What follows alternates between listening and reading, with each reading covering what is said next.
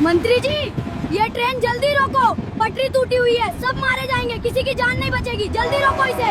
अबे साले कचरे वाले, तू बताएगा हमें? अरे मंत्री जी, ये बच्चा सही कह रहा है, पटरी टूटी हुई है, सबकी जान खतरे में है। मंत्री जी, मैं सच कह रहा हूँ, ट्रेन रोक दो वरना सब मरेंगे। ठीक है बेटा, हम अभी जांच कराते हैं, अगर बात सच निकली तो तुम्हें इनाम दिया जाएगा। जब एक 11 साल के कचरा बिनने वाले लड़के ने रेलवे फाटक पर चिल्लाकर मंत्री कुलदीप मित्तल और उनके काफिले के साथ 800 यात्रियों की जान बचाने की कोशिश की तो किसी ने उसकी बात नहीं सुनी।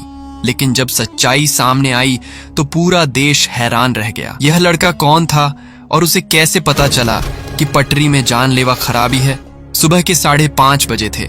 राजधानी के सबसे व्यस्त रेलवे फाटक नंबर 47 पर हमेशा की तरह रौनक थी। सड़क के दोनों तरफ गाड़ियों की लंबी कतारें थीं। ट्रकों, बसों, रिक्शों और कारों का शोर था। फाटक के पास चाय की एक छोटी दुकान थी जहां मजदूर और रिक्शा चालक इकट्ठा होते थे। लेकिन आज का दिन खास था क्योंकि भारतीय रेलवे की सबसे आधुनिक ट्रेन वंदे भारत एक्सप्रेस 2 आज पहली बार यहां से गुजरने वाली थी। यह 800 यात्रियों को लेकर दिल्ली से मुंबई जाने वाली थी। आज इस ट्रेन का उद्घाटन करने रेल मंत्री कुलदीप मित्तल खुद आने वाले थे। पूरे शहर में बड़े बड़े पोस्टर लगे थे, भारतीय रेलवे का नया युग, सबसे तेज और सुरक्षित यात्रा। लेकिन इस चमक दमक के बीच फाटक के पास कूड़े के ढेर में एक 11 साल का लड़का आरव कचरा बीन रहा था। उसके शरीर पर पुराना नीला कुर्ता था जो मैल से सना था और कई जगह से फटा हुआ था। नीचे सफेद पजामा था जो अब गंदगी से भूरा हो चुका था। पैरों में टूटे चप्पल थे, बाल बिखरे हुए थे और चेहरे पर धूल की परतें जमी थीं। लेकिन उसकी आंखों में एक अजीब चमक थी।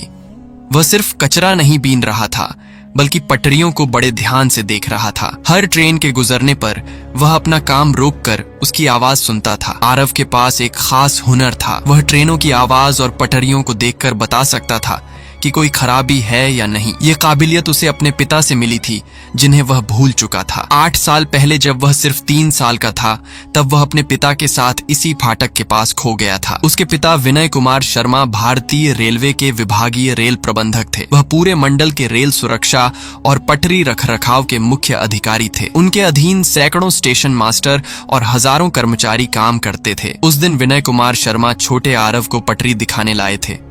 उन्होंने कहा था, देखो बेटा, यह पटरी है, यह ट्रेन का रास्ता है। जब यह सही होती है तो ट्रेन आराम से गुजरती है, खट खट खट की आवाज आती है। लेकिन अगर पटरी में दरार हो या जोड़ ढीला हो तो आवाज बदल जाती है। तुम्हें ध्यान से सुनना होगा। छोटा आरव बड़े ध्यान से सुन रहा था। पापा, इतनी बड़ी ट्रेन इस पर कैसे चलती है? विनय ने पटरी की जोड़ दिखाई। यहाँ फिश प्लेट होती हैं जो 2 पटरियों को जोड़ती हैं। अगर यहाँ थोड़ा सा भी गैप आ जाए या बोल्ट टूट जाए तो पूरी ट्रेन पटरी से उतर सकती है, इसलिए रोज जांच करनी पड़ती है। उस दिन भीड़ में आरव अपने पिता से बिछड़ गया। विनय कुमार शर्मा का दिल टूट गया। उन्होंने हर जगह तलाश की, पुलिस में रिपोर्ट दर्ज कराई, हर स्टेशन पर नोटिस लगवाए, लेकिन आरव गलियों में भटकते हुए एक भिखारी सोहन के साथ रहने लगा था। साल बीते, आरव बड़ा हुआ लेकिन उसे अपना नाम तक याद नहीं था। सोहन एक दयालु इंसान था। वह आरव को अपना बेटा मानता था। आरव उसे दादाजी कहता था। सोहन रोज आरव को इसी फाटक के पास कचरा बिनने लाता था। आरव को बस इतना पता था कि उसे ट्रेनें अच्छी लगती हैं और वह उनकी आवाजें समझ सकता है। जब कोई ट्रेन गुजरती तो आरव खुशी से तालियां बजाता। सोहन को अजीब लगता था कि यह बच्चा ट्रेनों और पटरियों के बारे में इतना कैसे जानता है।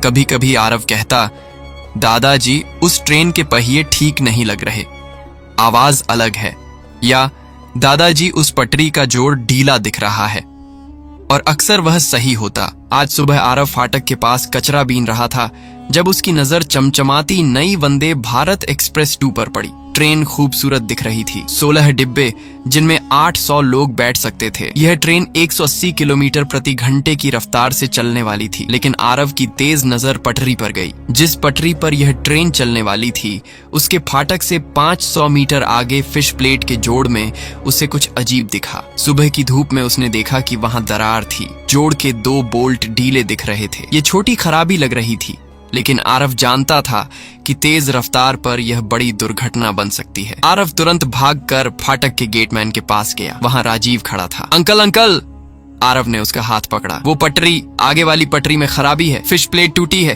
ट्रेन को रोक दो। राजीव